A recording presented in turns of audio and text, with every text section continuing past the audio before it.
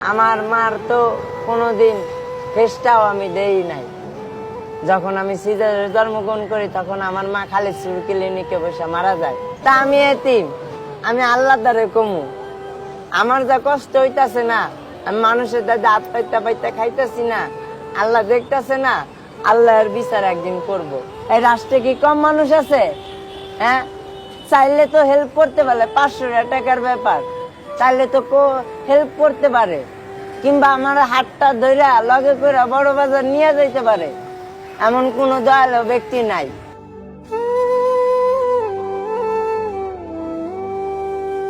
ভাইয়া, জি ভাই বলেন। নাম কি তোমার? মোহাম্মদ ইমন ভাই। ভাই এখানে কি করো? ভাই বোতল কুড়াইতেছি। এর ভিতর কি দেখি? বোতল ভাই। এর ভিতর বোতল? জি ভাই। তোমার বাড়ি কোথায়? ভাই আমার জন্মস্থান হলো খালিশপুর আলমনগর, মুন্না খালিশপুর। মক্কিমাদানি মসজিদ। এইখানে বোতল টুকাচ্ছে কেন? তোমার মা বা ভাই বোন কেউ নাই? আমার বাবা মা নাই ভাই, আমার বড় মা আছে, নানি আছে, খালা আছে, বুবু আছে, তারা কেউ দেয় না। কেউই দেখে না? না, বড় মা আমাকে ভালো জানে, মাঝে সাঝে যাই বড় মার দ্বারে। তোমার আর কোনো ভাই বোন আছে? না, আমার আর কোনো ভাই বোন নাই। তুমি একা ভাই? হ্যাঁ। তোমার মা বাপ কোথায়? আমার বাবা মা মারা গেছেন। কত আগে মারা গেছে? আমার আম্মু মারা গেছেন যখন আমি খালিশপুর ক্লিনিকে সিজারে জন্মগ্রহণ করছি তখন। আর আব্বা মারা গেছেন 3.5 বছর বয়সে, তখন আব্বারা আমি কি দেখছি। কথা বলো, তুমি কথা বলে রাখো। তুমি যখন ছোট ছিলে তখন তোমার বাবা মা মারা গেছে, তোমার মারে তুমি দেখো না, তারপর থেকে তুমি বড় হয়েছো কার কাছে? নানির মার দ্বারে।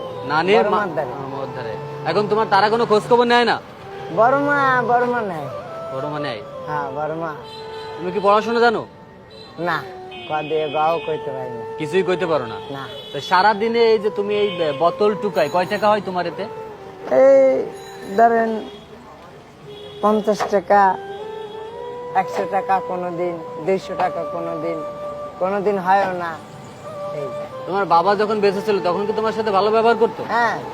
তো বাবা মারা যাওয়ার পর তোমার নানি মামা এরা তোমার দেখে না কেউ? না। তাদের কাছে যাও তুমি? যাই। তোমার এই বিষয়টা খারাপ লাগে না যে যখন তোমার এখন- বাবা এখন- ছিল? এখন খারাপ লাগলে কি করব?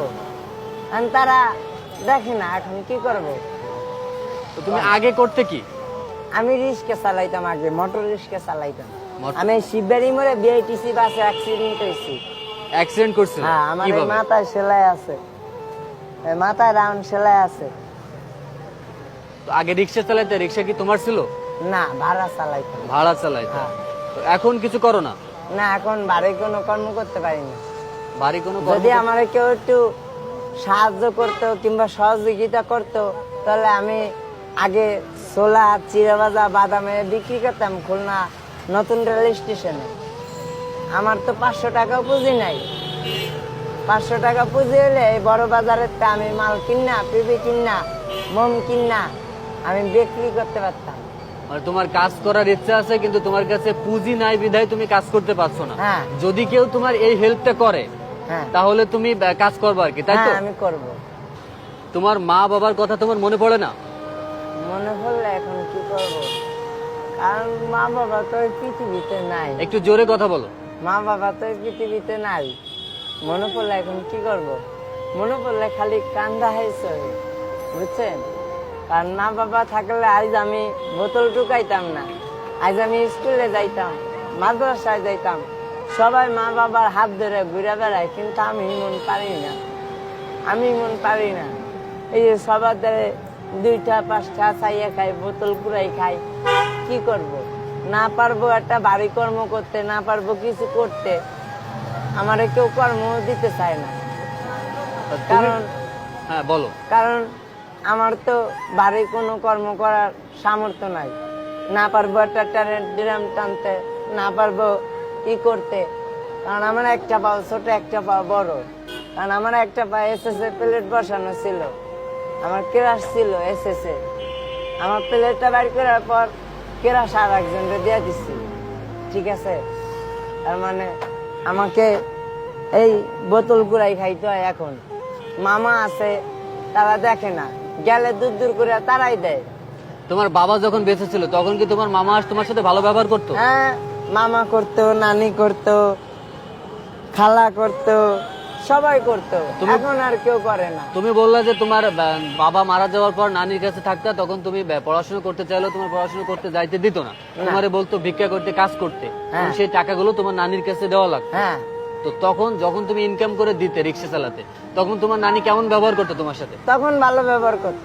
ভালো ব্যবহার করতো। হ্যাঁ, যখন তুমি একটা অ্যাক্সিডেন্ট করছো, তোমার একটা পায়ে সমস্যা হয়েছে, ইনকাম করতে পারো না, তারপর থেকে তোমার নানি খারাপ ব্যবহার করে। তা তুমি কি তোমার নানি সে আগের সে ভালো ব্যবহার করতো, তোমারে ভালোবাসতো, আগে নয়ন বলে ডাকতো, খাইতে দিত, এগুলো মনে পড়ে না তোমার? আর এগুলো যখন মনে পড়ে পড়লে এখন কি তখন কি তোমার করবো? খারাপ লাগে না? মনে পড়লে এখন কি করবো, এখন কান্দি, মনে পড়লে এখন কান্দি। কান্দা ছাড়া তো আমার আর কোনো উপায় নেই। এমন কোনো ঘটনা আছে যে ঘটনাটা তোমার খুবই মনে পড়ে, তোমার নানির সাথে কিংবা তোমার বাবার সাথে খুব ভালো একটা মুহূর্ত? আমার শুধু মনে পড়ে, আমার মার তো কোনোদিন ফেসটাও আমি দেই নাই। যখন আমি সিজারে জন্মগ্রহণ করি তখন আমার মা খালি সুর ক্লিনিকে বসে মারা যায়।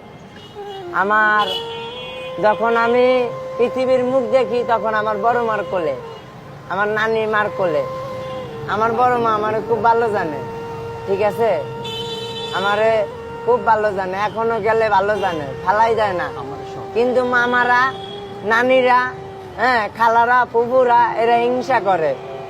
হ্যাঁ, এক মুঠ ভাত চাইলে দেয় না, টাকা চায়, খালি টাকা চায়, ডেলি 200 টাকা করে চায়। আমি ডেলি 200 টাকা পামু কই?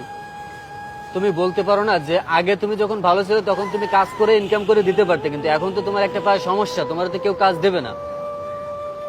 তাই আমাকে তো, আমি নানিরে বলছি, নানি আমার 500 টাকা দেন পুঁজি, নাহলে বড় বাজারের তে মাল কিনা দেন, ছোলা, চিরা ভাজা, বাদাম, তাও দেয় না।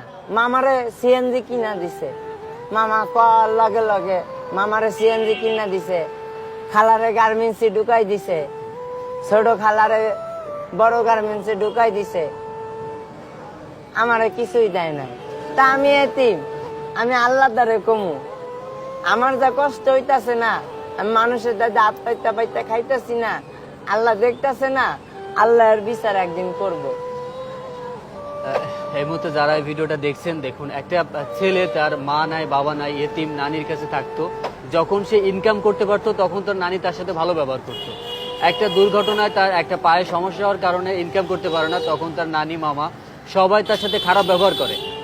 সে নিজে কিছু করতে চায় কিন্তু তার কাছে পুঁজি না থাকায় সে কিছু করতে পারছে না। এই সারা দিন রাস্তাঘাটে বোতল টুকায়, যে কয় টাকা হয় তাতে সে নিজেই চলতে পারে না, খাইতেও পারে না। এখন এই ভিডিওটা দেখে যদি কেউ এই ভাইটাকে হেল্প করতে চায়, সাহায্য করতে চায়, ভাইটার একটা কাজের ব্যবস্থা, একটা, আমার টাকা পয়সার দরকার নাই, আমার শুধু 500 টাকা দিয়া তার লগে করে নিয়ে যাইয়া বড় বাজারে আমার কটা মাল কিনে দিব, ছোলা 1 কেজি, ছোলা 1 কেজি, চিরা ভাজা 1 কেজি, বাদাম আর একটা শিক আর পিপি আর মোম, এইটা দিলে হবে? এইটা দিলে হইব, এটা দিলে আমি কর্ম করে খাইতে পারবো। আচ্ছা, যে তোমার দিব আল্লাহ দা, আমি যতদিন বাইসে থাকবো আমি তার লিগা দোয়া করবো, যে দিব তার লিগে আমি দোয়া করবো, আমার মন থেকে আমি দোয়া করবো। কারণ এমন কোন মানুষ আমারে একটু হেল্প করে না কেন?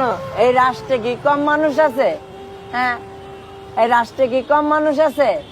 হ্যাঁ, চাইলে তো হেল্প করতে পারে, 500 টাকার ব্যাপার, চাইলে তো হেল্প করতে পারে, কিংবা আমার হাতটা ধইরা লগে করে বড় বাজার নিয়ে যাইতে পারে, এমন কোন দয়ালু ব্যক্তি নাই।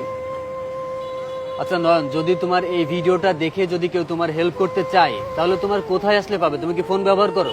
না, আমার খুলনা রেল স্টেশন গেলে পাইবো। খুলনা রেল স্টেশন গেলে তোমারে পাওয়া যাবে। আর নাহলে ওই যে মিনা বাজার আছে না, মিষ্টি মহল, মিনা বাজার, মিনা বাজার করলেই দেখাই দিব সবাই, মিনা বাজারে গেলে আমারে পাইবো। আর মিনা বাজার আর নাহলে নতুন স্টেশন।